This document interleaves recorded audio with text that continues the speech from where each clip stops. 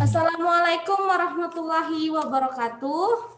Waalaikumsalam. Waalaikumsalam warahmatullahi wabarakatuh, Ma'am. Apa kabar anak-anak? Alhamdulillah sehat, Mem. Alhamdulillah. Alhamdulillah. Nah, sebelum saya mulai pembelajaran, saya ucapkan terima kasih untuk siswa-siswi kelas 12 yang sudah hadir pada pembelajaran live teaching pagi hari ini. Ada Rahmi, ada Amanda, apa lagi nih? Ada Amri, yang tadi mana? Ada Fitri, ada Aulia, ada Taufik Syaputra. Itu aja. Ada yang belum saya sebutkan? Nggak ada ya. Oke, kita masih masuk materi tentang seni rupa. Perhatikan slide yang mau saya bagikan.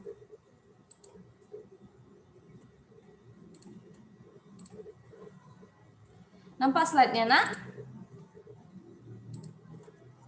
Nampak, Ma'am. Ya. Oke, seni budaya kelas 12. Nah, kita akan membahas materi tentang seni rupa mengenai jenis, tema, fungsi, karya seni rupa 3 dimensi. Nah, yang bulan lalu kita belajar tentang 2 dimensi, sekarang kita belajar tentang 3 dimensi. Nah, tujuan pembelajarannya apa, Bu? Dengan tujuan pembelajaran, oke, yang pertama kalian bisa memahami pengertian dari seni rupa 3 dimensi, lalu menjelaskan jenis seni rupa 3 dimensi, lalu mendeskripsikan tema seni rupa 3 dimensi, dan memahami fungsi seni rupa 3 dimensi. Nah, sekarang kita akan membahas tentang pengertian dari seni rupa 3 dimensi. Nah, perhatikan gambar-gambar ini. Nah, ada gambar guci. Nah, dari gambar-gambar ini, saya mau tanya apa yang kalian ketahui dari contoh-contoh gambar yang saya tampilkan. Silakan jawab, sebutkan nama dan kelas. Ayo, siapa yang bisa jawab?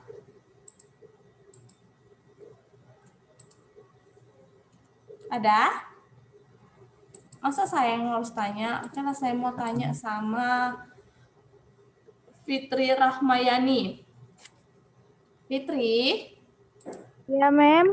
Nah, tadi kan saya tampilkan ada gambar 1, gambar 2, gambar 3, gambar 4. Nah, dari gambar ini apa yang bisa kamu ambil atau apa yang bisa kamu jelaskan dari keempat gambar ini? Pernah ngelihat gambar-gambar ini kan?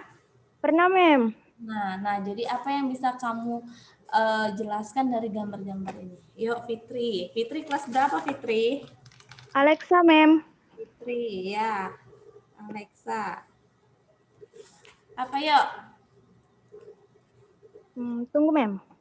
Kenapa?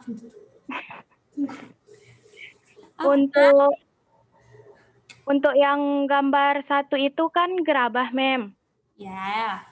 Nah, itu berfungsi untuk sebagai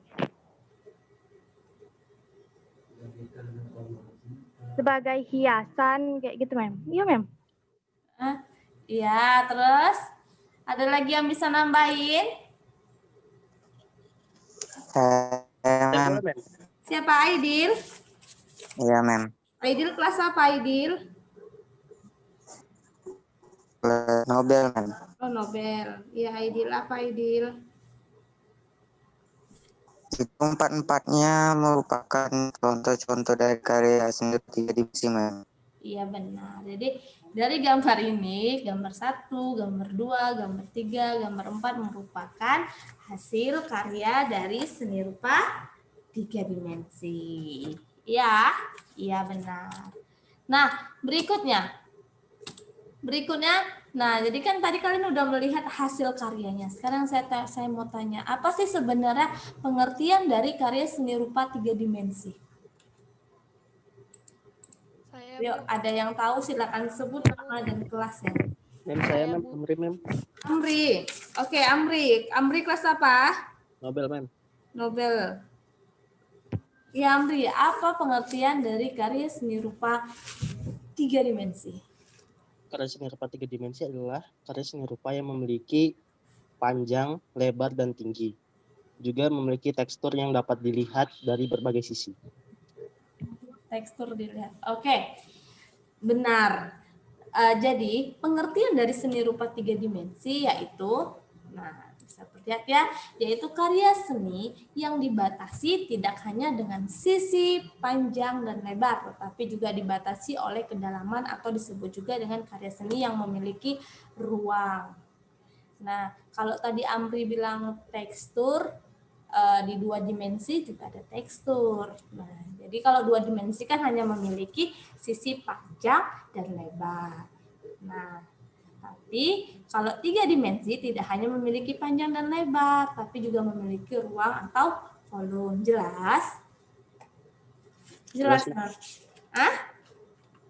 Jelas ya? Jelas, Mem. Nah, jadi untuk karya seni rupa 3 dimensi ini juga dapat dibedakan berdasarkan jenis. Nah, ada namanya seni rupa murni dan ada seni rupa terapan. Yang murni apa contoh karya seni rupa 3 dimensi? Ingat ya, kalau murni berarti dia hanya memiliki satu nilai, yaitu nilai estetika, tanpa memiliki nilai guna atau terapannya. Nah, jadi contoh dari seni rupa 3 dimensi yang bersifat seni murni yaitu adalah patung, dan seni rupa 3 dimensi dan contoh karya seni rupa 3 dimensi berdasarkan dari terapan yaitu apa? Gerabah yang tadi itu, Mem. Iya. Mem. Oke, berikutnya. Tadi kita udah bahas tentang pengertian dari seni rupa 3 dimensi. Nah, sekarang kita akan membahas jenis seni rupa 3 dimensi. Ya. Jadi jadi pengertian dari seni rupa 3 dimensi tadi kita udah sama-sama paham ya. Sekarang kita mau membahas jenisnya. Nah, jenis karya seni rupa dimensi. Tadi ada murni dan terapan, saya sebutkan. Nah, ini ada gambar anyaman. Nah, jadi anyaman ini adalah kegiatan. Yuk, siapa yang tahu tentang anyaman?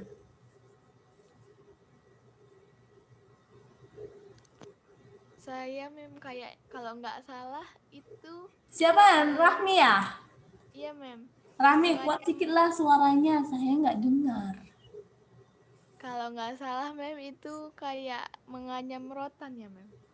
Ya, bahannya menggunakan rotan. Nah, jadi karya seni rupa 3 dimensi. Satu, pertama kita bahas tentang anyaman. Jadi anyaman ini adalah kegiatan mengatur bahan dasar saling tindih. Nah, pernah menganyam?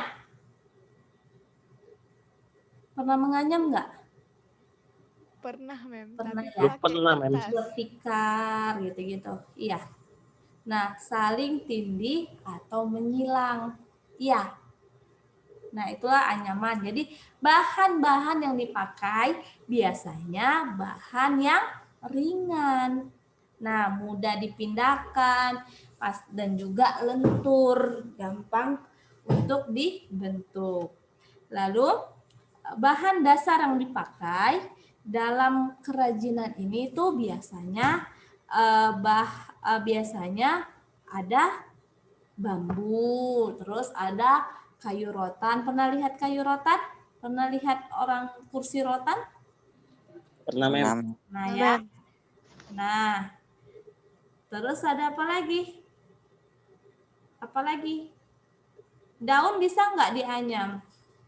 Bisa, Mem. Bisa, Mem. bisa pakai Bisa, daun Mem. juga. Nah, jadi seni anyaman ini banyak yang bersifat terapan. Ya. Contohnya apa? Dia membuat apa? Ada tempat nasi, ada tujung saji. Pernah lihat? Stiker juga, Mem. Pernah ya? Mem. Ada topi petani, ada kursi, dan lain sebagainya. Jadi dia memiliki jenis 3 dimensi terapan. Paham? Paham? Paham lah ya. Mem. Oke, selanjutnya kita bahas tentang kerajinan keramik.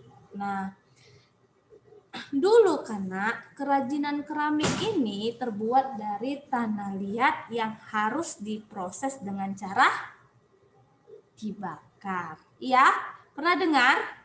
Pernah, Mem. Pernah ya. Nah, contohnya adalah gerabah dan genteng, itulah yang dibakar. Dia terbuat dari tanah liat. Nah, tetapi nak, dengan kemajuan teknologi, ya, kok udah ke tema kita. Nah, tetapi karena dengan kemajuan teknologi, jadi bahan dasar keramik itu digabung dengan logam. Salah satu logam kimia tertentu. Nah, sehingga membentuk bahan dasar yang baru. Nah, bisa perhatikan ya, ada kilatnya, ya kan? Terlihat mengkilat.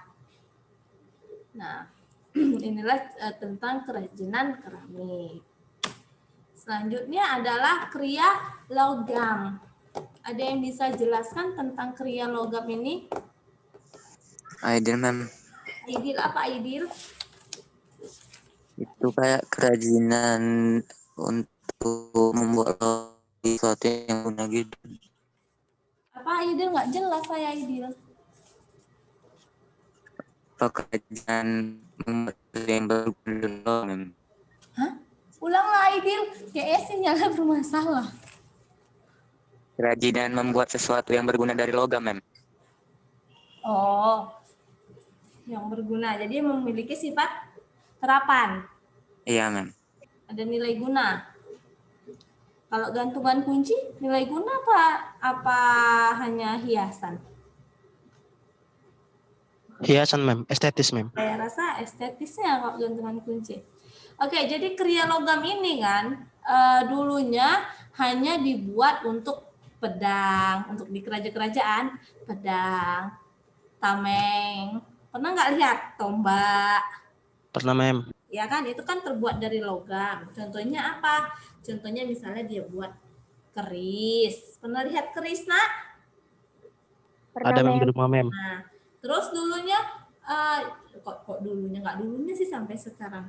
Sampai sekarang juga logam ini bisa membuat alat musik kan? Alat musik apa yang terbuat dari logam? Yuk. Gamelan, Mem. Ya. Senar gitar, Mem. Ya, terus ada gong, lalu ada perabot rumah tangga juga ya dari kriya logam ini. Nah, jadi sebenarnya kriya logam ini itu udah ada dari zaman dahulu kala. Ya. Oke. Selanjutnya kita akan membahas tentang patung. Nah, ada yang bisa menjelaskan tentang patung?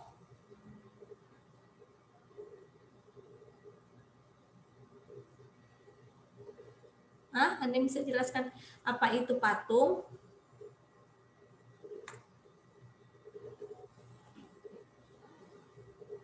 Nah, jadi patung itu kan menurut kamus KBBI, saya lihat di online, jadi kamus itu adalah tiruan bentuk hewan, manusia, atau sebagainya.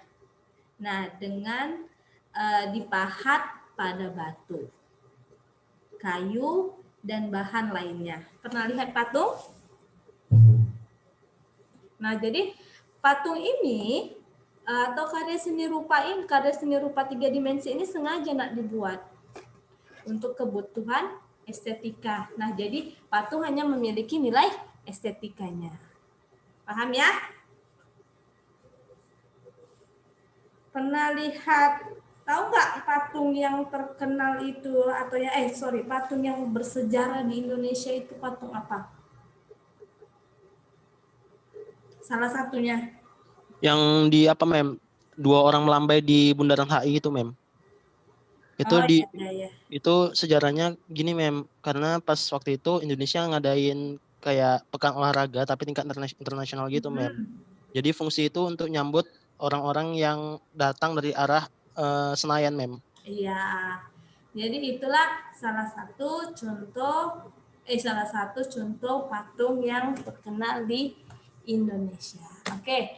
Selanjutnya, kita akan membahas tentang jenis seni rupa berdasarkan bentuk.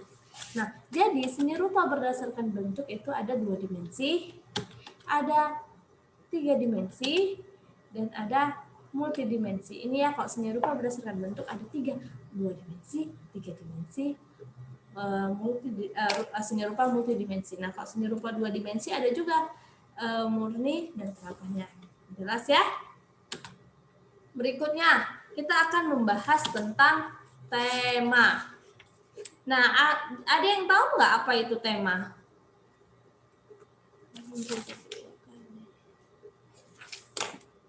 Semacam judul gitu, Mem, yang melandasi suatu karya seni, Mem. Iya, benar. Jadi, tema ini adalah merupakan masalah pokoknya. Ya kan?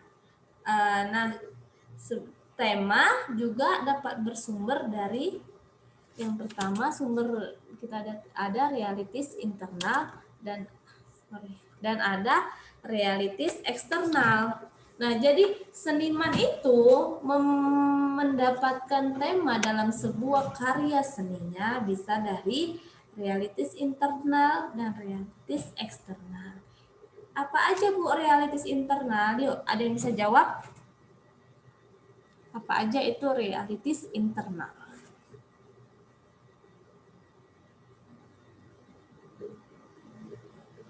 Nah, jadi realitis internal ini yang bersumber dari dalam diri seniman itu sendiri. Contohnya apa, Bu? Contohnya ini ada cita-cita, ada harapan, lalu ada nalar, dan intuisi. Pernah dengar ini? Gairah, dan khayal. Nah, inilah realitis internal. Dia meliputi cita-cita, nalar, gairah, harapan, intuisi, dan khayal.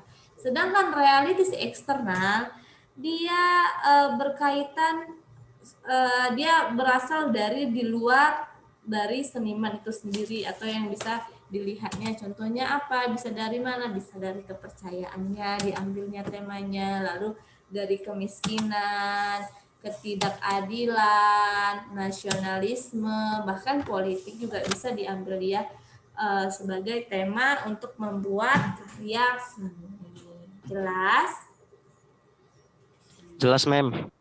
Nah, selanjutnya kita akan membahas tentang fungsi seni rupa 3 dimensi. Nah, fungsi seni rupa 3 dimensi ini ada 2.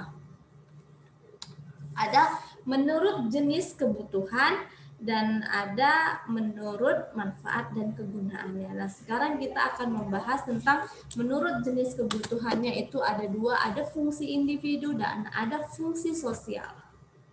Ya, jadi fungsi individu ini adalah, yuk siapa yang tahu yuk, menurut jenis kebutuhannya tentang fungsi individu. Semacam apresiasi atas kepuasan diri gitu, Mem, kalau udah selesai menciptakan karya, Mem. Untuk Iya, seniman itu sendiri. Iya benar. Jadi fungsi individu di sini adalah seni rupa. Dalam fungsi ini digunakan untuk memenuhi kebutuhan emosionalnya. Ya, ada perasaan puas ketika melihatnya. Lalu ada fungsi sosial. Nah, jadi fungsi sosial ini digunakan sebagai karya, sebuah karya yang dibutuhkan oleh masyarakat. Ya, selanjutnya ada menurut manfaat kegunaannya, manfaat atau kegunaannya maksudnya. Nah, jadi menurut manfaat kegunaannya ada sebagai hiasan, ada sebagai peringatan, ada sebagai sarana komunikasi, ada sebagai sarana rekreasi. Nah, inilah menurut manfaat kegunaannya. Nah, kalau sebagai hiasan ada yang tahu? Nah, ini hanya bersifat hanya memiliki satu sifat, yaitu nilai estetikanya. Kalau di peringatan itulah kayak monumen, kayak patung, ya, yang untuk memperingati suatu peristiwa. Lalu ada sarana komunikasi, ya, lalu ada sarana rekreasi. Nah, mungkin Itu aja yang bisa saya sampaikan pada pagi hari ini. Eh, saya hanya mengingatkan untuk kalian kerjakan psikologinya karena saya sudah merekap nilai untuk seni budaya, nilai kalian itu masih banyak yang kosong. Yo, yang udah tahu kan nilainya kan? Yang kosong? Udah tahu belum? Belum, Mem. Belum tahu, banyak yang kosong. Apalagi kalau untuk bulan 10 itu pertemuan yang pertama sama yang kedua. Yang soalnya itu, yang tugasnya kita bukan pilihan berganda, tapi kita kerjakan di Word atau di kertas yang tentang karya seni rupa 2 dimensi. Ingat, nanti kalau nggak ingat, buka lagi psikologinya, masih bisa saya tunggu. Kalau kalian sudah mengerjakan, silakan kalian fotokan ke saya atau kalian kirimkan ke saya hasilnya melalui WA boleh, melalui email juga boleh, ya. Karena nilainya masih banyak yang kosong-kosong kan sayang. Ya, Nak ya? Nah, ini juga jangan lupa dikerjain psikologinya. Oke, mungkin itu aja yang bisa saya sampaikan. Jika ada kekurangan atau salah kata, saya mohon maaf. Jika ada yang mau ditanyakan, silahkan hubungi saya melalui WA atau email. Sebutkan nama dan kelasnya tadi ya. Saya akhiri. Sekian. Assalamualaikum warahmatullahi wabarakatuh. Waalaikumsalam. Assalamualaikum warahmatullahi wabarakatuh. Makasih, Mem. Thank you, Ma'am. Sama-sama.